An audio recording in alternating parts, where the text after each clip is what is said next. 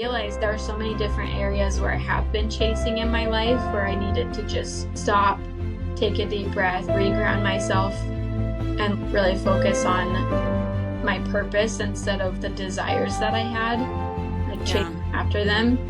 And I feel like that's been like the biggest lesson that she's had for me.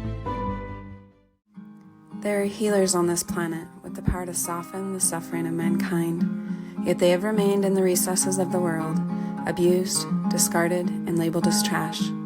This is The Touch of a Mustang. I am your host, Shalise Clough, and I'm here to tell the story of wild horses, Mustangs, and the humans who are discovering and sharing their gifts while working to protect their well-being and preserve their spirit, so this divine power won't be lost. Join us on this quest with the Wild Mustang.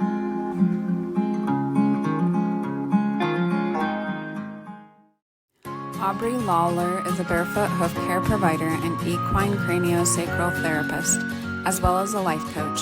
She's passionate about creating balance and sustainability in everything she does and helping others to do the same. She owns 2 horses, a Mustang, and a pony of the Americas, who have taken her on an incredible learning journey of the horse. Bree, it's so great to have you here. This is our first time meeting, but I've kind of followed you on Instagram and really enjoy the content you have to share. So I'm very excited to talk with you. And I'm always even more excited when I find out that someone I enjoy following also has a Mustang. Yeah, thank you so much, Shalise. I'm super excited to be here. I recently started a podcast on my own because I just love sharing so much. And it's also centered around my Mustang too. And she's been a really big part in my journey. So it's always really fun to connect and share that. They're definitely special. I agree. I had a chance to listen to a little bit of your podcast after I discovered that you also do one. And there's a lot I think that we have in common, a lot of ways I could really relate to you about how Mustangs help us. To start with, let's talk about how you came to own a Mustang. Yeah, so I had not really been into horses until after I graduated high school and got my first job. My family was not really horsey. I had grandparents and aunts and uncles and stuff who were, but I never had the opportunity until I was able to provide it for myself. So with my first horse, I was leasing him and ended up having to sell him when I got married to my first husband. And after I sold him, I kind of just had this hole that was not being filled in my life that I recognized was a horse-shaped hole. So I just started looking, and ultimately my goal, I wasn't looking for a specific color or type of horse or anything like that, but I wanted to find one that I had a special connection with. And also that was fun to ride, because I'd ridden a bunch of other horses just for other people and just whenever I got the chance. And I realized that a lot of them weren't that fun to ride because they either were super choppy or had too big of movement or whatever. So I was looking for something kind of in the mid-size range, but with a smooth gait. So I actually only looked at one other horse before I found my Mustang. And when I went out to look at her and work with her and stuff, and as I learned her story, I just kind of looked into her eyes and realized this is my horse. I don't know what it was. There was just something magical or mystical in the connection that we had. And I was okay, I'm bringing her home. And literally within a week I'd had a horse again. And it was it was super special. That's incredible. And so much of that seems so similar to my story. I felt the same thing the first time I saw my first Mustang. I just saw a picture of her, but I couldn't get her out of my head. And there was something, you're probably like me. You have lots of fun just looking at horses, no matter what, especially if you don't have one of your own. But when I saw her, it was that same kind of draw to her. And I don't know if you feel similar to that, but for me, I really feel like there was almost a divine hand at work that kind of put us together because she came in to life at a time when she helped me a lot. Yeah, definitely. I almost feel we knew each other before this life. And I don't know how much I believe in reincarnation and stuff. I've been on kind of a weird spiritual journey recently, but I definitely believe that something about her soul and my soul energetically just clicked, and that we were meant to come together for a reason, for something bigger than both of us. And it's been really beautiful to just follow that thread and like just go on this journey with her. So it's cool that you also feel the same way, because I've heard a lot of other Mustang trainers and owners say the same thing. I love that. I really do think that there's things meant for us in this life, and for me, and it sounds like for you, Mustangs seem to be one of those things. So what is her story? Where did she come from, and how did you end up finding her? Yeah, so she is from Winter Ridge, Utah, which this HMA is closed now. There are no horses. And they closed it in 2011, which is when she was gathered. So her brand also says 2011 on it, and I'm not sure if she was born out on the range or if she was born in holding and then given a brand.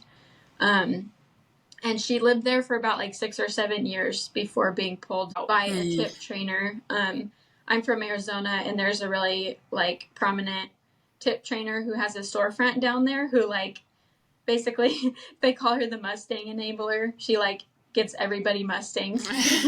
She's helping us all find our horse. Yeah, so she pulled her out and gifted her to another tip trainer and was like, you need this horse. So she ended up competing with her. This was in 2017 or 2018. And they competed, and they actually won reserve champion for their freestyle Liberty like routine, which was super cool. And then she ended up being like, it gets a little bit hairy right there because I'm not sure like the entire details and stuff, but she either ended up being adopted out to somebody or she went to another trainer and then got adopted out. So she was with that person, the like adopter, for probably about a year before she went back to the trainer that I got her from. And the reason why they like sent her back was because they were having a hard time catching her, which was one of the biggest issues that we had when I brought her home. But come to find out, it's because she's got all of these other like physical and emotional issues that we've had to like kind of go back and unwind with all of like the things that I have learned about horses. So yeah, that's a little bit of her story, at least as far as I know. I know you're here because you love horses and probably also personal development.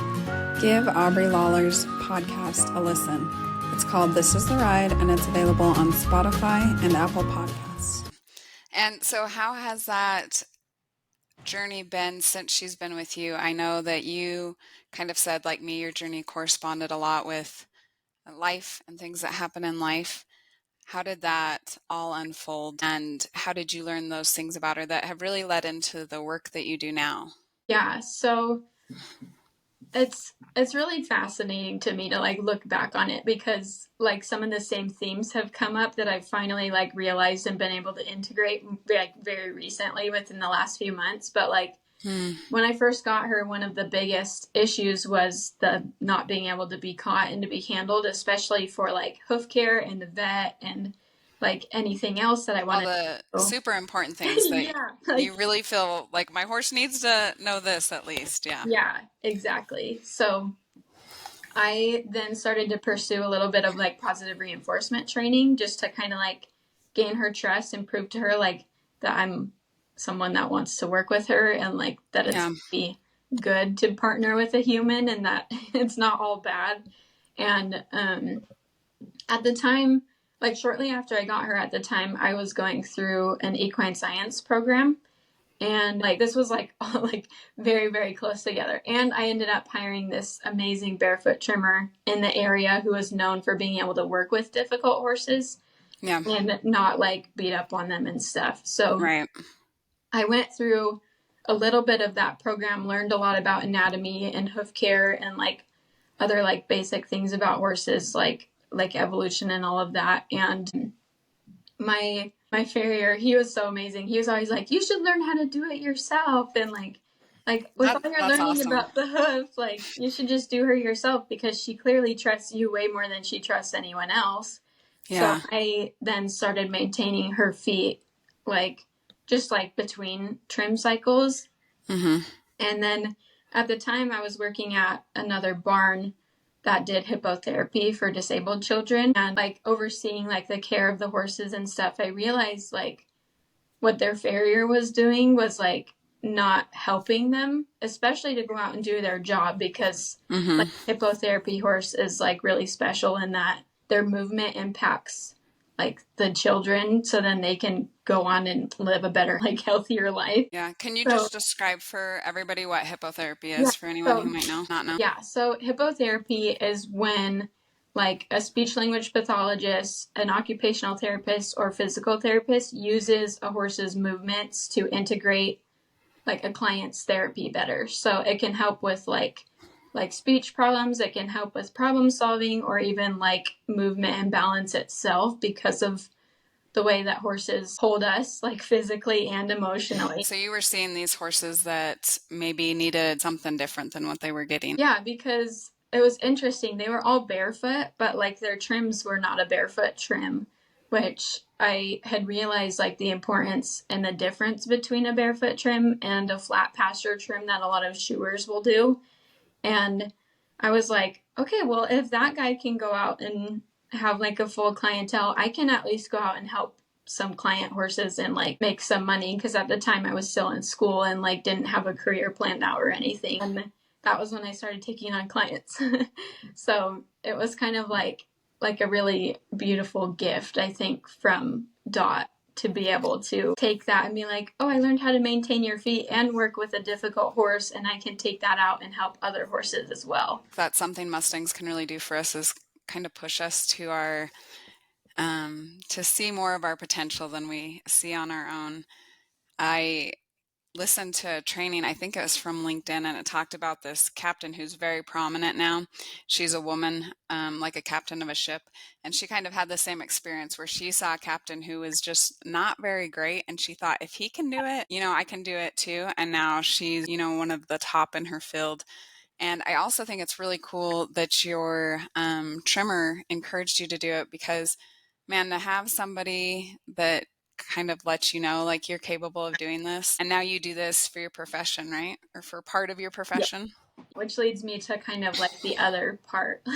It's kind of fun. I've got many things that I have like been able to do and incorporate into my work to be able to better support horses, and now they're humans too. So I kind of had noticed very early on with Dot that she didn't move properly. Like there was just something off. So then I would went to the vet out and be like, what do you see? And they're like, well, she's not showing any like signs of lameness with deflection. She's just a little crooked, and like give her bute for a few days and she'll be fine.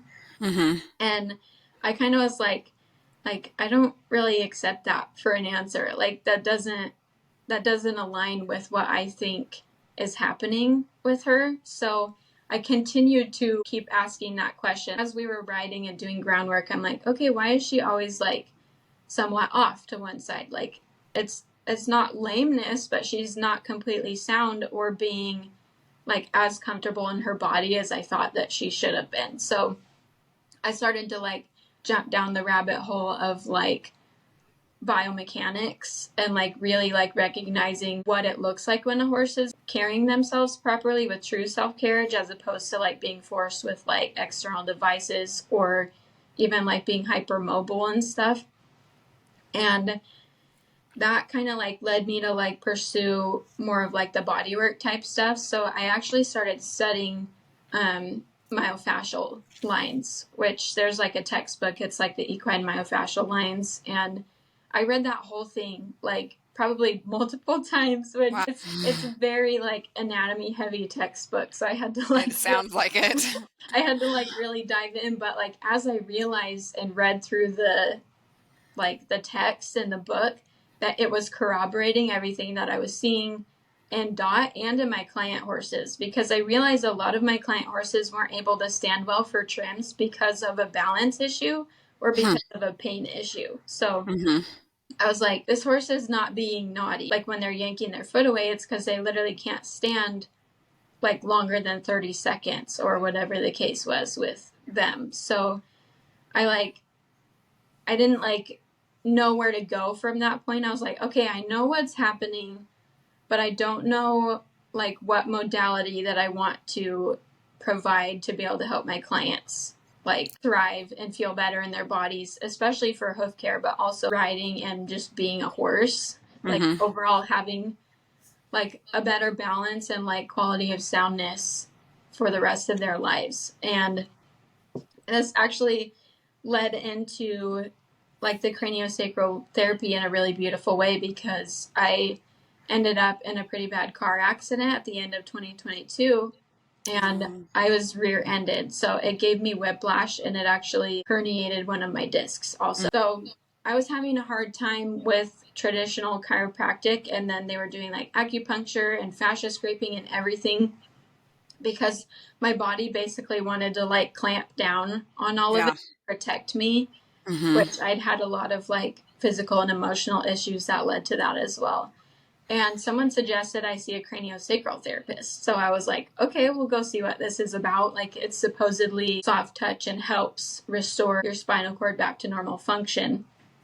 And as I did that, I started to learn more, and I was like, oh, this is making my body feel so much better. And you can do this for horses too, which was like super fascinating, like mind blowing to me, because I'd already been down the rabbit hole of like fascia and like understanding that the body is an integrated unit instead of just little like pieces and parts. Yeah, for and sure. treating it like a whole. So with the cranial work, like the main function or the main goal is to restore the function of the spinal cord, which moves spinal fluids back and forth from the cranium to the sacrum, and it helps the nervous system communicate from the body to the brain and vice versa. So I ended up literally probably, how many months was it? Like 3 or 4 months after my accident. I wasn't working because like trimming was really hard on my back at the time. Oh, yeah. Recovering from whiplash and stuff. I wasn't working, but I decided to hop on a plane and fly to Texas and start my craniosacral like certification, because I was like, okay, this is the next best thing. And at that point, I didn't know if I would be able to recover back to full capacity with trimming because of how difficult it is on your body. Yeah, it is very difficult. Yeah. And I'm not ever going to not work with horses. Like, I think even when I'm retired, I'll probably still be working with horses. So Yeah. I needed to have something else to do with like my time and my drive to help like the animals. So flew out to Texas and started my certification with Amy Williams. Her business is Peak Performance Equine Wellness and Therapy, I think. I could be wrong, but Yeah. Amy Williams, she started her. We can note it in the notes too. And so I just like dove right in and started to really like piece together like, okay, when I'm working on a horse, like maybe their toes are too long, and it could actually be a body problem or it could be a teeth problem, because if one part of the body is not balanced, it translates to the rest of the body through the fascia. So I found it like a really beautiful way to like incorporate balance in both the body and the feet for my client horses, and started seeing like super amazing results. Yeah, and that's so interesting. That's something that seems universal across humans and horses is we'll often compartmentalize different things without realizing that everything affects everything else. You know, what we eat affects how we feel, which affects how we behave, and how we think affects the action that we take. So it's really interesting to see how you were able to pinpoint that in horses, to see how it impacted them and to make changes for the better. Yeah. I think it's super fascinating too. Like I always like tell my clients, because this blows my mind, but the cranial bones, like they move to be able to like move the spinal cord back and forth very slightly. But as a therapist, you can feel them, like if they're able to move properly. But if they're out of balance, the pelvis will mirror them. So like say one side of the skull is up on the right, the pelvis is automatically going to be further forward on the left to kind of like offset that. So that was what I was feeling in Dot. She has a very like, I feel like common pattern of like wanting to rotate toward one side, and then the pelvis kind of like mirrors that on the opposite. So she was much stronger on her left side, like in a bend, especially like riding and cantering, like her left lead is like way stronger and easier for her to get than the right side because of the balance that she was having, like balance issues that she was having. And so is this something that you continually do with horses? Do you do it once and then a lot of times that helps them to adjust to where they need to be? How does that look if you go and see an animal that you're helping? Yeah, it really depends. I like to see them at least 3 times within like probably like a 3 to 4 month period when starting out, just to make sure we really work the kinks out. And then, like, based on what their individual patterns are, if we're like still dealing with stuff, we'll look into like the feet and the teeth as well, and tack fit and rider balance, and making sure that like my work is staying put because they're staying balanced and not because of an external issue or whatever the case may be. But I have had a lot of people who do one session and see really good results, and then I don't hear back from them until like 6 to 8 months later, because they're like, oh, they started being bad again, when I'm like, we could have maintained this the whole time. Yeah. And is it often present itself in behavioral changes? Oh yes, absolutely. So like I feel like one of the biggest like external like symptoms of a horse having cranial problems is actually nervous system issues. So like becoming more spooky, or like more head shy or ear shy, like anything involved with like the head and like the nervous system is impacted directly by the balance in the cranium. And so do you think, is it that the balance in the cranium gets thrown off, or is it that the environment creates that nervousness, which then throws off the balance in the cranium? So both. Both, It's like both it's ways? just like Yeah. we don't really know why cranial shears happen and like why the balance gets off, but like the more I've studied and stuff, I've read a lot of human craniosacral therapy resources and stuff, like because we're such an integrated unit as a being, like it's very possible that like one or the other came first. It's kind of a chicken and egg situation. Same thing with like hoof balance and body balance. So it could really be either way. So us as humans, when we take these horses trying to get them to do what we want, we could be the cause of them having even physical struggles if we're not approaching it in a mindful manner for them. Yes, absolutely. And then sometimes in other cases, they present with physical struggles and we're not necessarily aware or maybe even equipped to deal with them, and then we can make them worse.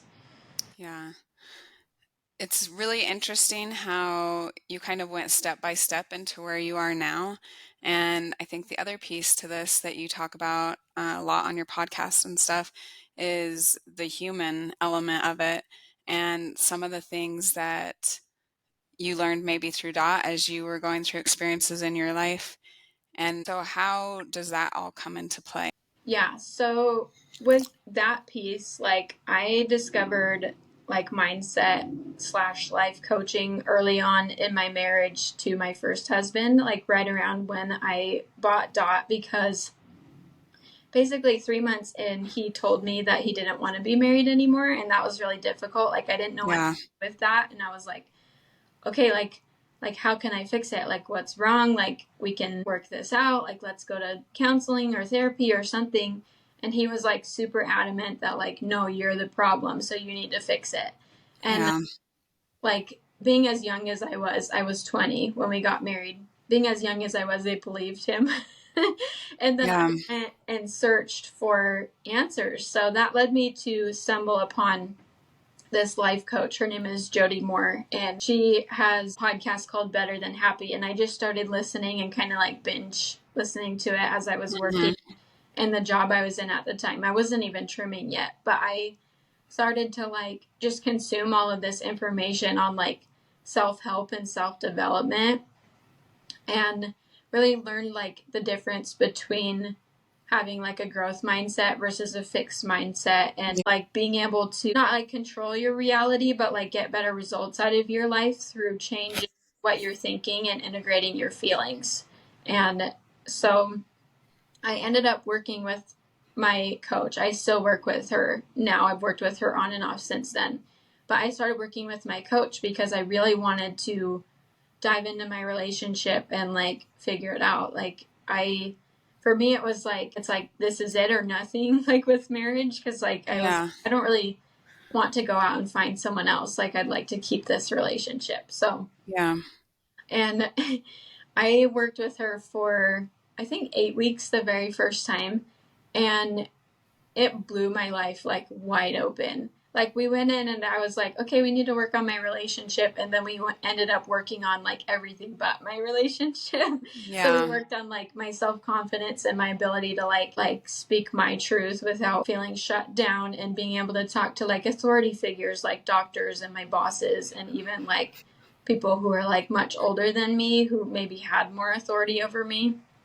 And my relationship with like money, and my relationship with imposter syndrome, because like I was right at the start of my trimming career, and I was like, okay, I'm an apprentice for like a year before I take on clients. And my coach worked me through that, because she's like, no, you're already skilled enough. Like your mentors are giving you clients, so it's time to take clients. And it like really had a huge impact on me as a person. And as I realized, like working with my coach and stuff, I saw there were so many ways that I was getting in the relationship between myself and Dot and my other mare, Francis. So then I started to take that to myself and be like, okay, like what am I doing that's creating what's happening in our relationship? And how can I change that instead of feeling stuck? Because I felt very stuck for a long time with Dot being so like standoffish and not wanting to be caught or interacted with. And I think Mustangs are really good at that, at being like, hey, hold on, we're not just skipping this over. This is something we got to look at. Yeah, she's like, you don't even feel safe in your body, and I don't feel safe around you. So I'm going to get over there. And it took me forever to realize that, like up until like the end of 2023, I was like, oh, okay, well, I'm going to work on this myself. And as I started to dive in, I talked to my coach about it, and she's like, this sounds like something that you would be really good at helping other people with. Again, with how my trimmer was like, you should do this. Like, you should do this. And she's like, I will mentor you so that you can start coaching and making more of an impact on even like the horse people in your life, not just the horses. Because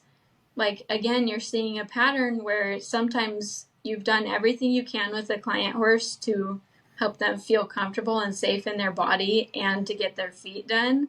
And it's still not working. Like, why is that the case? And it's most of the time because the human side needs to be adjusted. Yeah, and I think that's something that is not talked about enough. There's a lot of talk about bits and training tools and the process, but a lot of times that human element, how are you approaching the horse? What are you bringing to this relationship, gets left out, and we just quickly go to the horse to say, like, what's wrong with it? I need a trainer to fix this for me, all those kind of things. So I love that you're taking half the element of anyone who has a horse and working on both sides of those halves. Yeah, it's really interesting. Stacey Westfall developed like a concept that I really like and use in my coaching. And it's like this little like grid or like a T. And like in each category, we have the rider's mind and the rider's body, and then we have the horse's mind and the horse's body. So like, if one of those pieces isn't functioning properly, then your relationship with your horse is not going to be optimal, whatever you're doing with them. Yeah, and I think that's one thing with Mustangs is a lot of them, not all of them, but a lot of them are really hyper tuned to how the human's feeling. They're very aware of the feelings that are surrounding them. And that was definitely something that took me off guard, because a lot of other horses, we can just kind of make them do what we want them to do. And for my Mustang, that wasn't the case. She was kind of the same as you experienced with that, where she's like, you got to figure some other stuff out before I'm going to be a partner in this adventure you want to go. Yeah, I think it's so incredible, like being a part of that and recognizing that it's happening with a Mustang. Like it's part of like their magic, because they're so in tune with the world around them, because they have to be. Yeah. And they're like, you would not survive out in a herd with like all of these predators. I'm getting as far away from you as I can because you're a liability. Yeah. Like because that's one of my Mustang's questions to me as I've been like following more intuitive stuff and learning how to like do animal communication and channeling. One of her questions to me has been like why do you expect me to feel safe around you when you don't feel safe yourself? Yeah. Like, it doesn't feel good, and I want you to slow down and make sure you're feeling safe before you ask me to do anything, because like I can't tolerate it, basically. Yeah. That's a realization I had with my Mustang too, is I was feeding her my anxiety like crazy. So of course she couldn't look to me as a leader because I was, it's that feedback that I was scared she was going to explode or, kick out at me. And so she's like, "Well, why are you terrified? Like, I don't want to go anywhere with you. You look like you're walking into danger." So it's interesting how it can really impact them. Yeah. I think it's a beautiful thing though. Like, horses are definitely my biggest teachers, like especially Yeah. with trimming and body work and even the mindset work, in that all they want is to feel safe and comfortable. And that's usually what we want too. But like as humans with human brains, we tend to complicate it so much just by like thinking about it or like telling ourselves that we should feel a certain way, even if we don't, and not recognizing that. Yeah. So that piece of the puzzle has been like really cool to integrate for myself. Yeah. And it is hard because we have so many outside influences. We have so much information constantly flowing into our lives and are surrounded with so much stimuli. It is really hard to get more to where the horses are, where it's just a pure awareness and clarity. But I think for me, at least, just spending time with them offloads a lot of that burden of culture, society, information, technology, all those things. Yeah, I've definitely found that too. Like, even before like I started on my journey with like my career and stuff, I would spend a lot of time with my horse just like brushing his mane while he was eating or whatever. Mm-hmm. And it made me feel so much better. And I just remember one time, like, so my great grandpa, like growing up, he had horses, but they always had a job. And like they Yeah. were, like, doing something important for furthering their humans' lives. And he just couldn't wrap his head around the fact that I had a horse that was just like a shoulder to cry on. Yeah. He And has a job still. I just It's remember just my different. grandma being like, what if their job is therapy? They're so special like that. I agree. It really just does something to you. And I especially think that's true if you have that draw to horses.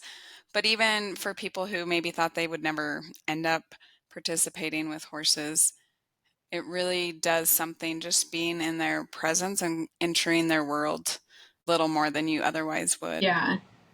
Yeah, I think that's really fascinating because recently, like, my dad has been getting into horses and he was like never that interested, but he's Mm-hmm. kind of gone down the rabbit hole too, and it's always been fun to like connect with him. We don't like talk a lot, but like we'll connect and talk about what he's been working with the horses and stuff. And he'll Mm-hmm. be like, I learned this today, and isn't that so amazing? Like, yeah, like that's why I love them so much. Like, this is You're like, amazing. finally, someone Yeah. sees. It's really cool to be able to kind of come to that because you said as a kid it wasn't something your Yeah. family was really interested in or maybe even supportive of. Yeah, for sure. Definitely not. Like I think they thought it was just a phase, but they Yeah. probably have realized by now that it's not. Yeah, she's not getting out of it. No. This is still going. So you talk about how horses have taught you some lessons, and I know for me, horses have been a huge part of healing. What is maybe some lessons or healing that they've provided or given you? Yeah. Honestly, I feel like they've kind of driven all of my healing and my process and journey because like Dot led me into like learning more about the body and learning more about my mindset and also my relationship. Like I feel like she's been like this great like divining rod on what is meant for me in my life and what is not. Mm-hmm. And like I feel like along the way I've like picked up so many different things. Like I've been able to like be more grounded and be like more authentic to my true self instead of wearing a mask or feeling like other people are judging me, and really like living out of like imposter syndrome instead of my true authentic self. and also like having even just a drive and a motivation to learn more. Like I'm never gonna like stop learning or like stop working on myself on this journey. And I have a feeling that she's gonna keep working on me like that too. Like especially with the channeling. I just finished like an animal soul channeling course last night.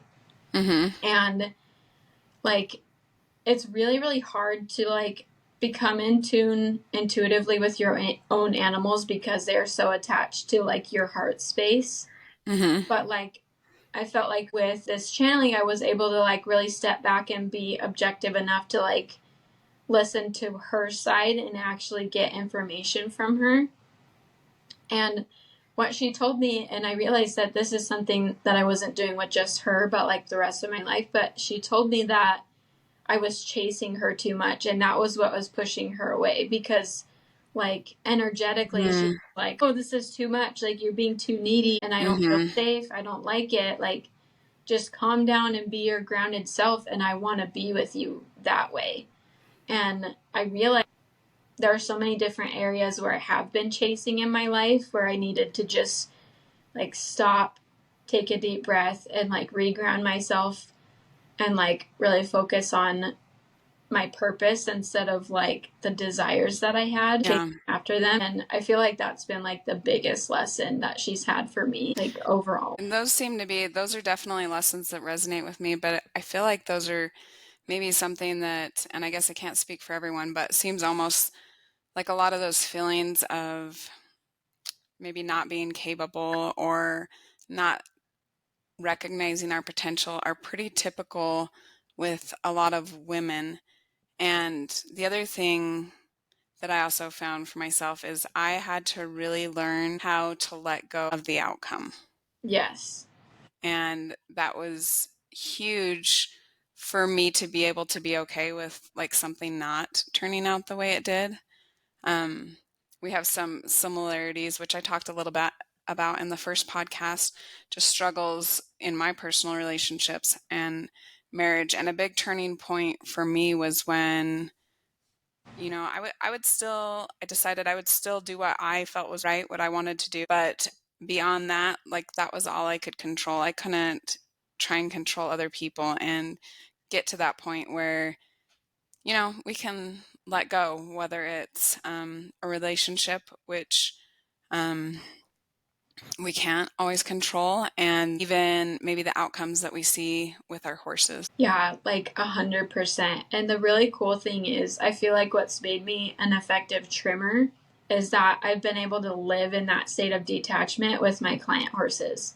And for some reason, it always turns out I'm never like attached to like getting a foot done. Like if they're not comfortable with me standing within 5 feet of them, that's what we're going to work on that day. But like I realized that like more that I let go, the easier it was for the animals to trust me. Yeah. Because it's like, oh, I don't need you to do anything for me. I just need you to tell me how you feel and we'll have a conversation. As opposed to just coming in like larger than life and like, you're gonna let me do all four right now. Yeah. And I think a lot of times we go into our horses, and I think anything we do with our horses reflects in our everyday life, human interactions. A lot of times we go in with an agenda, with something specific we want done. And I can just imagine as a horse, like you're just sitting there hanging out.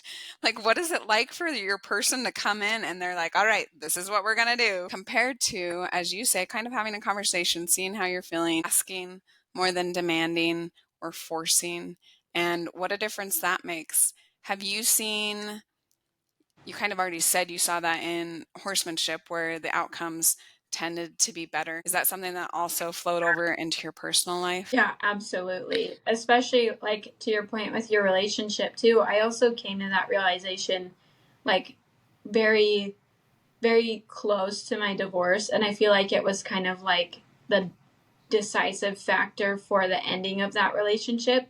But I ended up telling my ex-husband, like, I just decided that I'm going to be happy whether you stay or you leave. Yeah. Like I'm going to stay here. I'm committed to this relationship as long as you still want to be here. Yeah. But I'm still going to be happy and take charge of my own feelings and my own results in life. And it was really interesting to see how he just kind of like fell away after that. Like Yeah. the second I stopped trying, like what wasn't working for me just fell away. Yeah. And I think that's a really hard thing to do, to kind of put that out there and to say, I'm going to be okay with whatever happens. But at the same time, it gives us so much power, I would say, to just know we don't have to be a victim of our circumstances, especially or even when life doesn't go the way we thought it would go. Yeah. I feel like a lot of the time, the most hurt that we have in life is because we're so attached to the way that things should be that we make it mean horrible things about ourselves or about our lives or even like destiny that end up hurting us way more than just taking a deep breath and having acceptance and surrendering to what's happening, because everything that happens in life is for us. It's not happening to us. So when you can like really step into that surrender, like there's really nothing that anyone else can do that can hurt you more than you let them at that point. Yeah. Yeah, I agree with all that. And we create a lot of struggle becoming too attached to a certain outcome. And also, as we maybe look more outside ourselves for the answers instead of focusing on the really the only answer we can give, which is something that comes internally, something that's within ourselves. We can't, just like I'm sure you've learned, you can't force a Mustang to do something against their will. Like they will always win against one person if that's what they want to do. And same thing with life. There are so many things we can't force, but man, will we try hard to force it and struggle against it so badly just because we want it to be different. Yeah, absolutely. And like I feel like I'm always coming back to this little like adage like from the Buddha about the arrows, and he just talks about how like true pain is when bad things happen to us. So say you get shot with an arrow, and then like the secondary pain that you have a choice in is what you choose to make that mean. So like leaving the arrow in and like kind of like Wiggling it around. yeah, forcing your own suffering, where it's Yeah.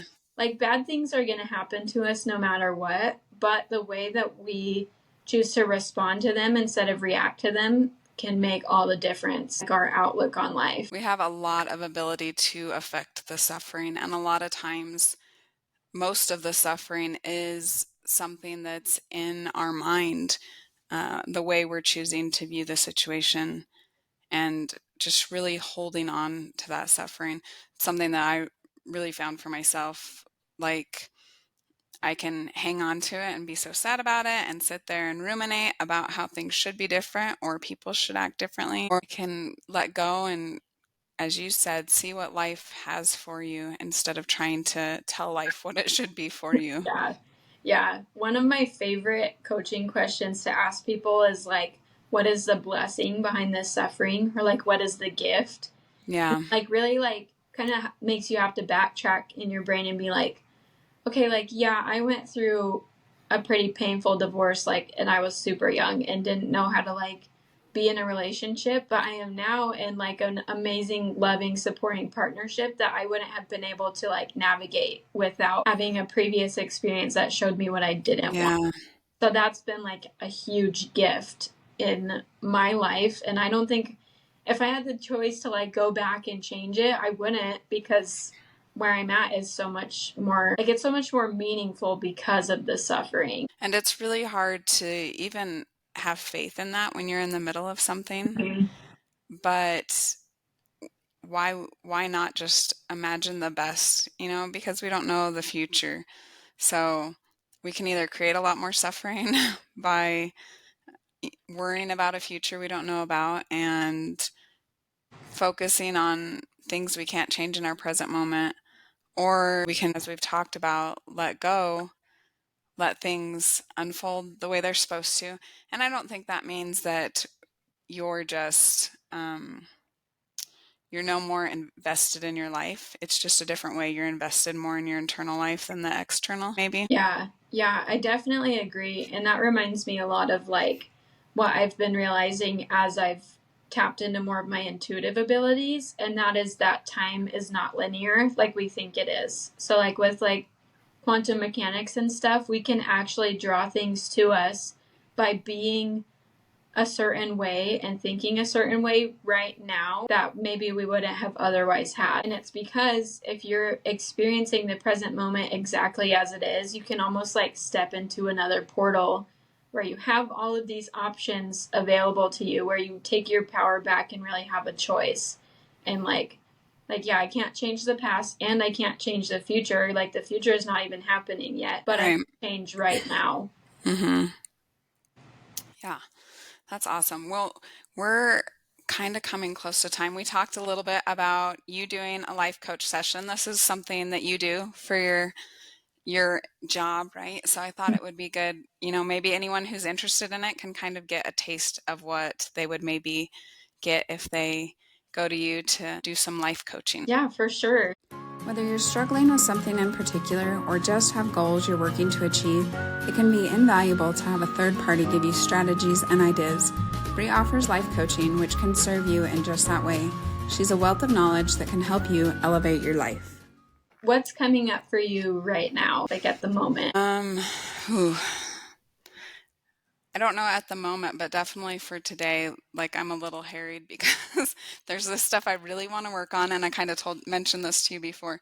There's stuff I really want to work on, the things, I love horses. I really love doing this podcast.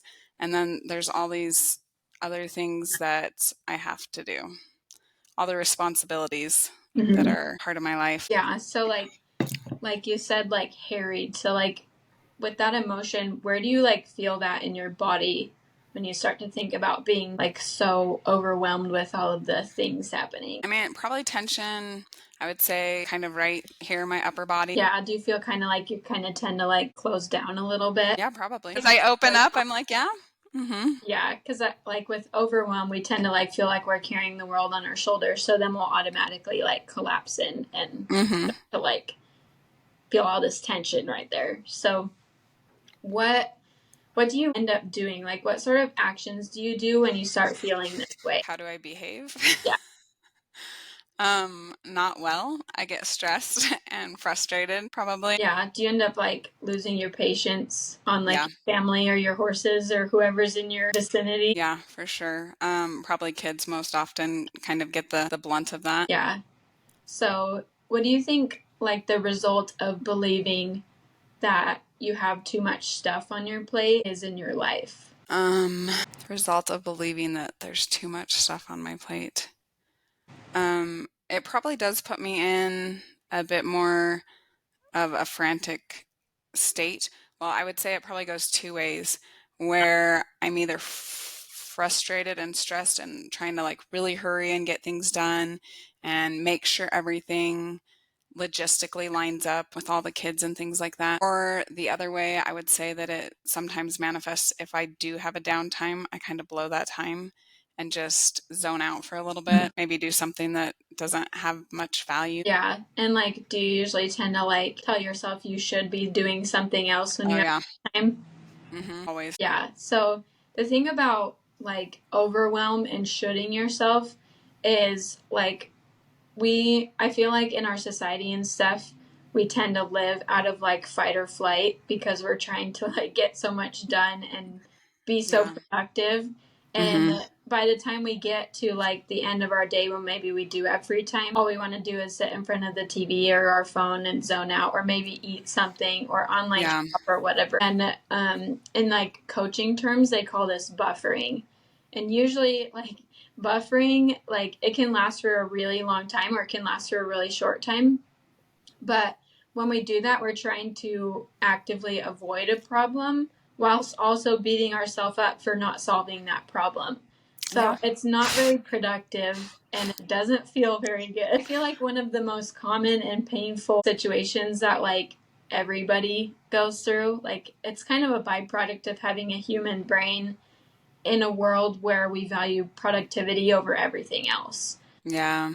So I feel like one of the best ways to like really resolve that is to like look inside and It's like you're already self-aware of the problem. So like if it does come up again, like one, to have grace for yourself, because we don't want to beat ourselves up for like now, oh, now I'm shooting myself and like thinking about your thinking, like metacognition. Yeah. And then it makes it worse. Like first we want to have grace for ourselves and realize like, okay, we're living in a world that's not really made for us to be peaceful, maybe in the past, but not how our society is today. And recognizing like, okay, I'm a human in a world that's not made for me anymore. And then Yeah. being able to like really feel into that and say, okay, like what am I actually avoiding right now? Like obviously there's some discomfort, and that's why I want to go buffer away all of my feelings and not look at it, which like can like kind of be a band-aid. Yeah. Like you feel good for a little bit, but then it doesn't make the problem Yeah. go It away. gives you kind of a poor release, I guess. Yeah. Yeah.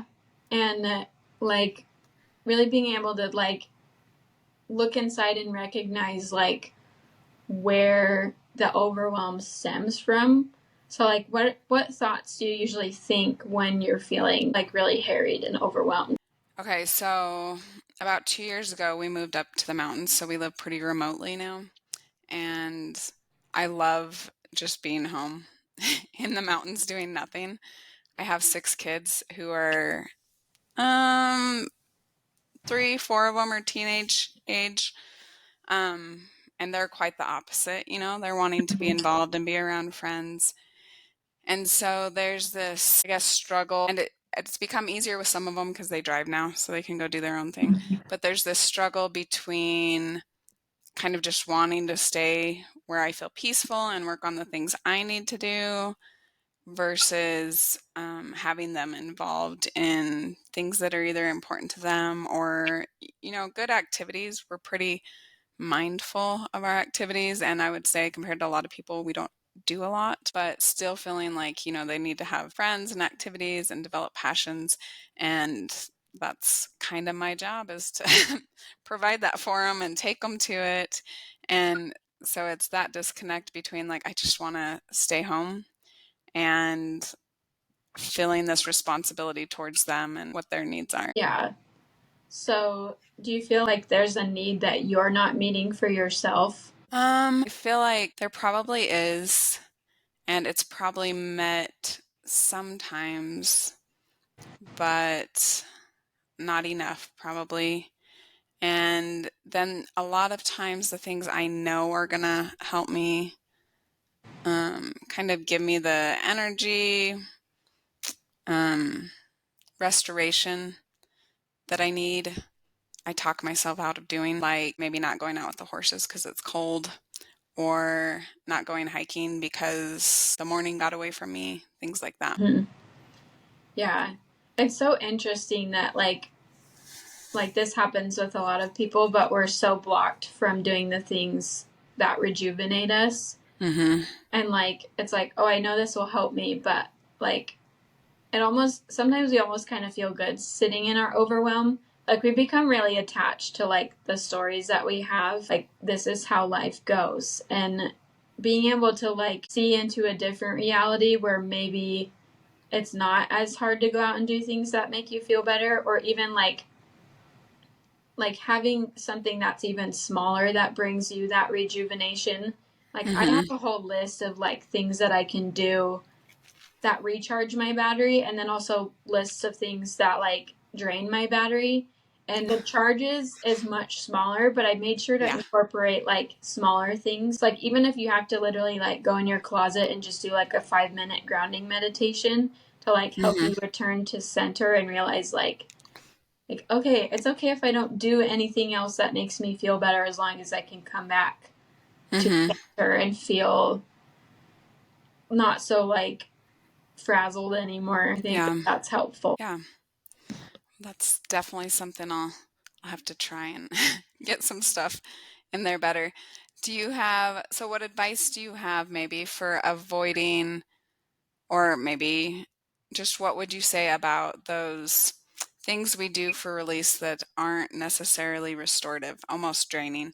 I would say like social media is one of these, Mhm. TV, all those things that maybe are really easy to get sucked into and feel good while we're doing it, but afterwards didn't do anything to help us. Yeah. I think the biggest thing is the awareness piece. Like being able to come back into your body and recognize and name your emotions helps a lot, because the more we resist, the bigger they get. Like I like to explain it like holding a beach ball underwater at the beach, and then it like smacks you in the face when you let go of it. Yeah, when you pop it up. Yeah, because instead of just letting it be there, we resist so hard and like actively resist sometimes. So the biggest piece is awareness, and then recognizing like our emotions are messengers for us. So when we're able to like kind of let them in, like, okay, like you're safe here, like it's okay to be here. What is the message that you have for me? You often discover where your needs aren't being met. So Yeah. like sadness is one that I feel like I have been good friends with, Yeah. like in my life, and recently realized like the message that my sadness had for me, and like I like went and researched it too afterwards to see if that aligned. And the message that sadness usually holds is that we need comfort, or we need to be holding ourselves more. So like if we have been too rough with ourselves, or like the things going on around us have been feeling like too much, we have to take that time to really like recenter ourselves and hold ourselves. It's almost like reparenting, where you're like, you would never tell a child like, shut up, go watch TV when you're crying, like to make you Right. feel better. Like instead you would hug them and say, what's wrong, like how can I help you, and comfort them and help them move through the wave of the emotion instead of holding it back. Yeah.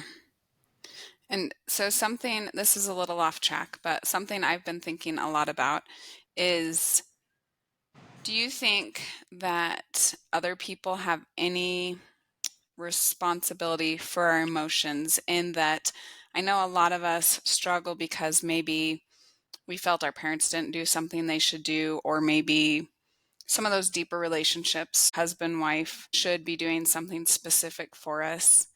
Do you think that they do have any responsibility for our emotional life? Because a lot of times I think we depend on, and I'm speaking from my experience, depend on my emotions to be fixed or resolved by them. Maybe doing something different or reacting in a certain way. If this would kind of be seen like someone saw that I was sad and they just ignored it type of thing. Where does that responsibility lay, do you think? I think the responsibility is personal, which is kind of a controversial topic. I've made a lot of people upset in my life for saying that. But I do believe it rests fully on us, because our perspective is our own, and it's formed by like the societal programming that we have, our early relationships with our families and with like friends and teachers, and like no one person is going to have the same perspective of a situation, even if they came from a completely like identical socioeconomic, religious, like family background, because we are all unique. And Yeah. when we take responsibility for our own emotions, it doesn't mean that we don't take responsibility for like our actions. Like, of course, we don't want to do something that we think might hurt somebody else just because they're responsible for their own feelings. Yeah. But taking on that responsibility kind of takes the burden and stress off of our relationships. Because, like, when we expect our spouse to be in a certain mood for us to be happy, we're giving all of our power away instead of saying, okay, what can I do to help myself feel happy in this moment right now? Yeah. And then go connect with them. Yeah, I agree with all that. I think it is a very tricky balance to walk, I would say, because in relationships, you want them to be good. You certainly want people around you that care about you. But on the other hand, and I imagine people got mad about you saying it because it's a hard reality to grasp, that maybe you're giving away power where it's a place where you should be taking it back and nurturing your emotional well-being and taking steps to be more emotionally centered or whole, or however you want to put it. Yeah, like 100%. And I feel like it's been the most valuable work that I've done in my life. And that's why I love sharing that with others so much, like through everything that I do, but especially the coaching, because it's like this huge gift. It's like, I'm responsible for me. I don't have to worry about anything else. Right. And I think it's really good to get an outside perspective because it's hard to see the things that we're in the middle of, which I think can be a real benefit. And I know some therapies and things focus on like talk therapy. I think it's really beneficial when we're maybe not so focused on what happened, but what we do with it now and Yeah. how we're reacting now. So I think the work you do is super important. And if people are wanting to take advantage of any of the many things that you do, what's the best way for them to get in contact with you? Yeah, so my Instagram is probably the best way. It's at Sustainably Balanced Equine. I'm also on Facebook, but I don't use it as much. It's at Sustainably Balanced Equine LLC. Okay. And then also my Instagram, my email is sustainablybalancedequine@gmail.com for like any inquiries and stuff. But definitely Instagram. And then also my podcast is Enjoy the Ride Podcast. It is on Spotify and Apple Podcasts. Yeah, and it's really good. I would recommend everyone listen to it. I know for me, I'm always looking for content that includes horses and I don't know if we want to call it psychology or just mindset, stuff like that. And I think that's what your podcast really kind of takes and runs with. So it's definitely something I'd recommend. We'll put links for everything in the description for the podcast. Just to close, what closing advice for you would you have for anyone either who and you can take whatever angle on you want, is maybe adopting a Mustang, has a Mustang, or even just might be struggling with something particular in their life right now? That's a good question. I think like my biggest advice would be to have an open mind, like with whatever comes up, like whether it's like a situational thing with your Mustang or like even in your relationships with other people, like take it all with a grain of salt and like really look at your brain and recognize where you make things mean like different things that may not be like supportive or beneficial for you, and to like learn how to start to shift that to then create a mindset that's like super powerful and also allows you to connect better with the other people and horses in your life. Yeah, I love that. And it sounds like that's something that you could definitely help people to do with the work that you do. Yeah. If that's something they're looking for some help with. Well, Bree, thank you so much for coming on and for your time and sharing your story and the many things you learn. I'm definitely going to keep following you on Instagram. I'm going to be adding your podcast into the things to listen to. And I just really appreciate your time and coming on here and supporting this and talking about Mustangs and all the amazing things that they can do for our life. Yeah, thank you so much. It's been a pleasure. Thank you for joining us and learning about horses that heal and the humans who help them. We hope you'll continue with us on this journey. We'd love for you to subscribe on your favorite platform and follow The Touch of a Mustang on any of the major social media outlets. Please share with your friends, anyone who loves horses, or anyone who might be struggling and could benefit from this message. If you have felt the healing power of horses or help them in their divinely appointed mission, please reach out. We want to hear your story. As we say goodbye, always remember that the horse is always there to help you heal.